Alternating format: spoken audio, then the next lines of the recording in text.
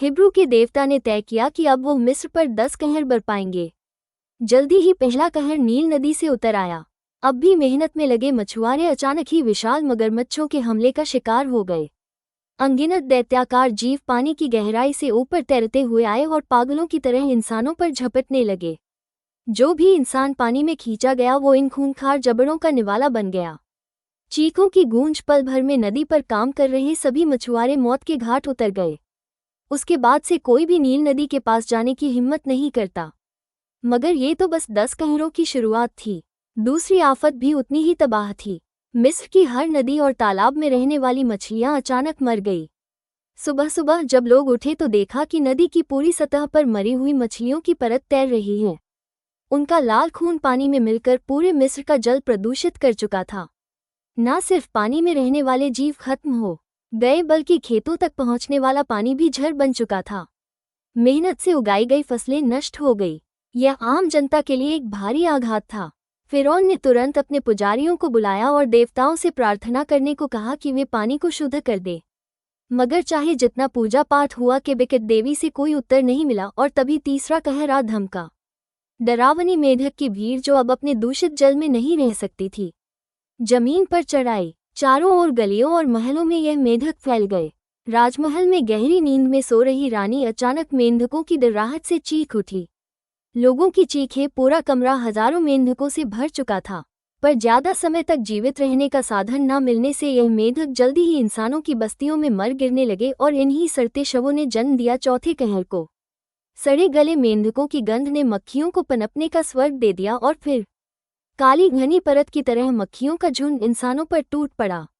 मांस का हर टुकड़ा गंदगी से भर गया। औरतें, बच्चे, बूढ़े सब मक्खियों के डंक और काटने से परेशान होकर भागते रहे। मक्खियां इतनी संख्या में थी कि मानो काला बादल आसमान से उतर आया हो। सांस लेना मुश्किल हो गया। हवा भी बदबू और गंदगी से भर गई। फिरौन ने तुरंत दरबार में आपातकालीन सभा बुलाई। मंत्रियों ने कहा कि यह कहर भी मेंढकों की तरह अपने आप खत्म हो जाएगा। मगर इससे पहले कि चौथा कहर शांत होता पांचवा कहर टूट पड़ा। एक भयानक महामारी मिस्र पर फैल गई। रातों रात हजारों लोग अपने प्रियजनों को खो बैठे। बीमारी ने न सिर्फ गरीबों बल्कि राजघराने को भी नहीं छोड़ा। त्वचा गलने लगी, शरीर पर घाव और सड़न भर गई। डर और चीखों का सन्नाटा पूरे मिस्र में छा गया। हिब्रू लोगों ने एक सफेद घोड़ा दिखाकर कहा, उस पर साफ साफ लिखा है कि यह आपदाएं खत्म नहीं होंगी बल्कि और भी बढ़ेंगी। अगर मिस्र 4 लाख हिब्रू लोगों को उनके घर वापस जाने की इजाजत दे दे तो ये कहर थम सकता है। सबने इसे देवता का आदेश माना मगर फिरौन ने इनकार कर दिया। वो खुद को ही भगवान समझता था। उसने न सिर्फ हिब्रू लोगों को रिहा करने से मना कर दिया बल्कि उनकी मेहनत दुगनी कर दी। अपने गुस्से का पूरा बोझ उसने उन्हीं पर डाल दिया। ये देवता का और भी बड़ा अपमान था और उसी का नतीजा था। छठा कहर मिस्र के सभी पशु पक्षी अचानक तड़प तड़प कर मरने लगे।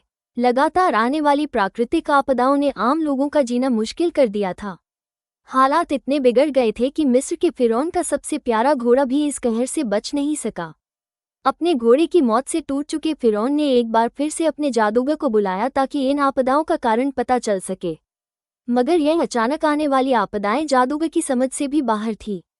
फिर भी किसी तरह की सफाई देने के लिए उसने पहले की तरह वही बहाना बनाया, जब आपदाएं एक हद तक पहुंच जाती हैं तब सब कुछ अपने आप शांत हो जाता है। लेकिन ये दिखावटी और खोखली बातें सुनकर फिरौन का गुस्सा फट पड़ा। वो पहले ही इन झूठी बातों से तंग आ चुका था। गुस्से में उसने उसी समय जादूगर को पकड़वाया और पूरे शहर के सामने निर्दयतापूर्वक उसे मौत के घाट उतार दिया। इसके बाद उसने एक बार फिर अपने पुजारी को बुलाया।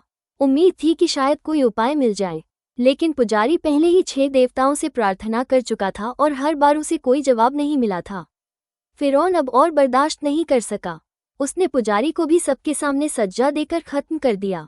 जैसे ही रात ढली, काले आसमान में अचानक तेज बिजली चमकी और गड़गड़ाहट के साथ तूफान शुरू हो गया। तेज बारिश के साथ अजीबोगरीब बर्फ के गोले बरसने लगे जो सीधे कैबेकेज देवता की विशाल मूर्ति पर टूट पड़े। साल के जून महीने में इस तरह की बर्फबारी असंभव थी। साफ था कि यह मिस्र पर उतरने वाली 7वीं आपदा थी जिसे हिब्रू के ईश्वर ने भेजा था। बर्फीले तूफान ने घरों को तोड़ा, खेतों को बर्बाद कर दिया और सारी फसलें मिटा दी। गरीबों की बची खुची उम्मीद भी इस कहर में पूरी तरह खत्म हो गई। फिरौन ने आसमान की ओर देखा। उस डरावने तूफान को निहारते हुए उसे एहसास हुआ कि उसकी जिद ने पूरे मिस्र को तबाही में धकेल दिया है। उसके मन में कहीं ना कहीं हार मानने और हिब्रू के ईश्वर के आगे झुकने का विचार उठने लगा। उधर एक हिब्रू आदमी आसमान की ओर देखते हुए चीख चीख कर अपने मालिक को पुकारने लगा। उसने कहा कि भले ही उनके भगवान ने मदद की है, लेकिन असल में इन आपदाओं में मरते तो आम लोग ही हैं। वो समझ नहीं पा रहा था कि ईश्वर आखिर किसे सजा देना चाहता है। उसकी बस यही दुआ थी कि इन आपदाओं का सिलसिला अब खत्म हो जाए। लेकिन तभी हिब्रू का ईश्वर एक बच्चे के रूप में उसके पीछे प्रकट हुआ। उसकी आंखों में अजीब सा भयावह भाव था और चेहरे पर डराने वाली मुस्कान ये साफ इशारा था कि अगली सुबह 8वीं आपदा आने वाली है। सुबह हुई तो आसमान अचानक टिड्डियों से काला पड़ गया। लाखों करोड़ों टिड्डियां खेतों पर टूट पड़ी। लोग जान बचाने के लिए खेत खलिहान छोड़कर भागने लगे। कुछ ही पलों में टिड्डियों ने पेड़ पौधे, फसलें, यहाँ तक कि हरियाली का नामो निशान मिटा दिया। जंगल से निकलकर वे झुंड के झुंड मिस्र के भव्य महल तक पहुंच गए। यहाँ तक कि पवित्र मंदिर भी उनकी तबाही से नहीं बच सका। लोगों की आखिरी उम्मीद भी खत्म हो गई। अनुमान लगाया गया कि 1 करोड़ मीटर से ज्यादा फसल पूरी तरह बर्बाद हो चुकी थी। पहले लोग पेड़ों की छाल और जड़ों से पेट भर लेते थे, मगर अब वह भी सपना बन गया था। सैनिक अधिकारी ने फिरौन से विनती की कि गरीबों को अनाज बांटा जाए, लेकिन लालची और स्वार्थी फिरौन ने इनकार कर दिया। जैसे ही यह खबर फैली, ठंड और भूख से तड़पते लोगों ने विद्रोह कर दिया। वे राजकोष का दरवाजा तोड़कर अनाज लूटने लगे। भगदड़ में किसी ने आग लगा दी और जो लोग बच नहीं सके वे जिंदा जलकर मर गए। जो बाहर निकल पाए उनके लिए भी हालात बेहतर नहीं थे, क्योंकि बाहर फिरौन के आदेश पर भारी हथियारों से लैस सैनिक तैनात थे। अचानक तीरों की बरसात शुरू हो गई। निहत्थे लोग भागते भागते ढेर हो गए और जो जिंदा थे उन पर सैनिक तलवार से वार कर उन्हें भी मार डालते। इस निर्ममता ने हिब्रू के ईश्वर को भी हिला दिया। उसने तुरंत 9वीं आपदा भेज दी। आकाश में बिजली कौंधी और एक भयंकर गर्जना के साथ सैनिक जमीन पर ढेर हो गए। मोसेस ने ईश्वर से प्रार्थना की कि अब और मासूम लोग इस आपदा में न मारे जाएं। मगर ईश्वर का गुस्सा ठंडा नहीं हुआ। उसने कहा कि हिब्रू लोग 400 साल से गुलामी सह रहे हैं। उनकी पीड़ा किसने समझी? और अगर फिरौन अपनी जिद पर अड़ा रहा तो वह पूरे मिस्र को नेस्तनाबूद कर देगा। इसके बाद मोसेस ने फिरौन से सीधी बातचीत की। उसने चेतावनी दी कि अगर सूरज ढलने से पहले ईश्वर की आज्ञा स्वीकार नहीं की गई तो और भयानक आपदा आएगी। लेकिन अहंकारी फिरौन ने न सिर्फ उसकी बात ठुकराई बल्कि धमकी दी कि अगर कोई और आपदा आए तो वह हिब्रू बच्चों को नील नदी में फेंक देगा। लेकिन जैसे ही उसने ये शब्द कहे, एक काली ताकत पूरे मिस्र पर छा गई। ये थी 10वीं और सबसे भयानक आपदा, पहले बेटे की मौत का श्राप। उस रहस्यमयी शक्ति के असर से हर मिस्री परिवार का पहला बेटा पल भर में मर गया। यहाँ तक कि फिरौन का इकलौता बेटा भी बच नहीं सका। फिरौन को आखिरकार अपनी नादानी और बचकानापन समझ आ गया, मगर अब बहुत देर हो चुकी थी। पूरा मिस्र अपने अपनों की दर्दनाक चीखों और रोने की आवाज़ों से गूंज रहा था। अगले ही दिन सुबह होते ही फिरौन अपनी फौज लेकर मोसेस के पास पहुंचा और सारी तबाही का इल्जाम उसी पर डाल दिया। लेकिन मोसेस ने साफ कह दिया कि पिछली रात हिब्रू बच्चों को जरा भी नुकसान नहीं पहुंचा। ये सुनकर फिरौन का दिल पूरी तरह दहल गया। लगातार मिल रही सज्जाओं से टूटकर फिरौन ने आखिरकार हार मान ली और समझौता कर लिया। उसी पल 400 साल से गुलामी की जंजीरों में जकड़े हिब्रू लोग आज़ाद हो गए।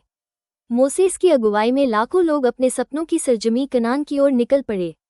दूसरी तरफ फिरौन अपने बेटे की लाश दफनाने में जुटा था, लेकिन जब उसने देखा कि उसके बेटे की मौत ने रानी को भी दीवाना और बेसुध बना दिया है तो उसका क्रूर और हिंसक रूप फिर से जाग उठा। उसने तुरंत अपनी पूरी ताकत इकट्ठा की और कसम खाई कि 40 लाख हिब्रू लोगों को मिटाकर अपने बेटे का बदला लेगा।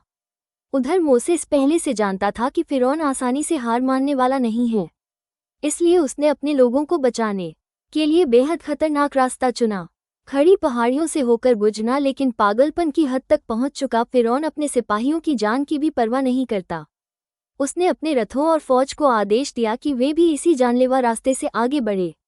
इधर मोसेस और हिब्रू लोग 3 दिन 3 रात लगातार सफ़र करते हुए अपने पुराने वतन तक पहुंचने ही वाले थे कि उनके सामने विशाल लाल सागर खड़ा हो गया। पीछे से फिरौन की फौज और आगे बेकाबू लहरों से भरा समुद्र। ये दो तरफा मुश्किल देखकर मोसेस पूरी तरह टूट गया। उसने हिब्रू के ईश्वर से मदद मांगी, मगर इस बार कोई जवाब नहीं आया। उसका विश्वास डगमगाने लगा और गुस्से में उसने अपनी तलवार उठाकर सीधा लाल सागर में फेंक दी। मगर तभी आसमान से एक टूटता तारा आकर उसी जगह गिरा। अगली सुबह जब मोसेस नींद से जागा तो उसने हैरान कर देने वाला मंजर देखा। सैकड़ों काले कौए आसमान में मंडरा रहे थे और समुद्र का पानी धीरे धीरे पीछे हट रहा था। वहीं उसकी तलवार भी पानी से बाहर तैरती हुई नजर आई। मोसेस ने इसे ईश्वर का इशारा माना कि अब उनके लिए रास्ता खोल दिया गया है। उसने तुरंत अपने लोगों को आगे बढ़ने का हुक्म दिया और 40 लाख हिब्रू लोग लहरों को चीरते हुए लाज पीछा पहले ही कर रही थी। पहाड़ की संकरी ढलान पर बिना धीमे हुए उसकी गाड़ियां दौड़ी और तभी एक रथ उलट गया। इस हादसे से पीछे वाले रथ भी टकरा गए और भारी तबाही हुई। यहाँ तक कि जमीन भी खिसकने लगी और पहाड़ से भूस्खलन हो गया। यानी सचमुच गलत तरीके से गाड़ी चलाओगे तो घर वाले रोते रह जाएंगे। फिरौन की फौज अभी हिब्रू लोगों तक पहुंची भी नहीं थी कि आधी से ज्यादा सेना तबाह हो चुकी थी। उधर मोसेस के लोग समुद्र के बीच पहुंच चुके थे। तभी उन्होंने देखा कि पीछे से फिरौन का बचे खुचे सिपाही अब भी पीछा कर रहे हैं। अपने लोगों को बचाने का आखिरी मौका देने के लिए मोसेस ने 3000 मजबूत जवानों को इकट्ठा किया और उन्हें लेकर फिरौन की फौज का सामना करने निकल पड़ा। जैसे ही मोसेस और उसके साथी फिरौन से लड़ने के लिए आगे बढ़े, तभी मोसेस ने देखा कि समुद्र का पानी जो कुछ देर पहले पीछे हट गया था, अब पूरी रफ्तार से उनकी तरफ लौट रहा है। फिरौन भी अब उनके बिल्कुल पास पहुंच चुका था। यह मंजर देखकर सारे हिब्रू लोग जल्दी जल्दी समुद्र से बाहर निकलने लगे। फिरौन के एक सिपाही ने तेजी से उसकी तरफ बढ़ते पानी को देखकर चेतावनी दी और कहा कि हमें तुरंत वापस लौट जाना चाहिए।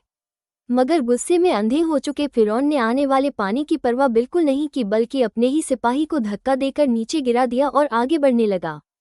उधर मोसेस ने अपने साथियों को पीछे हट जाने का इशारा किया। सब लोग जल्दी से समुद्र के किनारे की तरफ भाग गए, लेकिन मोसेस वहीं ठहर गया। उसने तय किया कि वो अकेला ही फिरौन को रोकेगा। अब मोसेस और फिरौन आमने सामने खड़े थे। दोनों की आंखों में गुस्सा और जंग का जज्बा साफ दिखाई दे रहा था। लेकिन तभी अचानक समुद्र का पानी तूफानी बाढ़ की शक्ल में आया और उसने मोसेस और फिरौन दोनों को अपने साथ बहा लिया।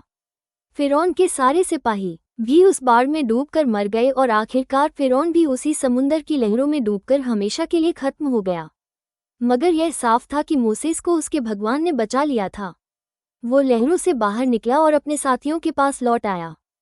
फिर सबने मिलकर एक नई जिंदगी की शुरुआत करने का फैसला किया। और दोस्तों, यहीं पर हमारी यह कहानी भी खत्म होती है। अगर आपको यह वीडियो पसंद आई हो तो इसे लाइक जरूर करें और चैनल को सब्सक्राइब करना मत भूलें।